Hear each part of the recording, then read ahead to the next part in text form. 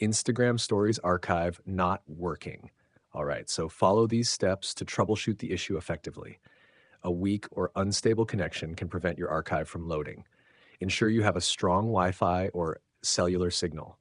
Outdated versions of Instagram may have bugs. Go to your device's App Store and check for updates. Installing the latest version can resolve many issues.